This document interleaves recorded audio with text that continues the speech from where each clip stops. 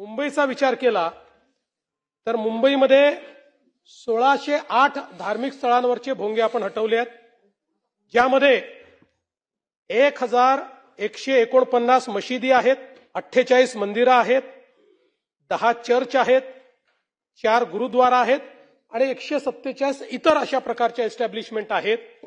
आता या क्षणी मुंबईतल्या एकाही धार्मिक स्थळावर भोंगा नाही, एकही नाही.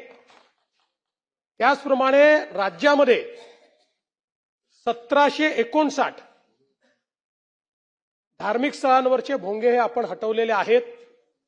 या संदर्भातचा कंप्लायन्सचा अहवाल माननीय उच्च न्यायालयाला आपण दाखल केलेला आहे. त्याच्यावर उच्च न्यायालयाने सॅटिस्फॅक्शन दाखवलेलं आहे.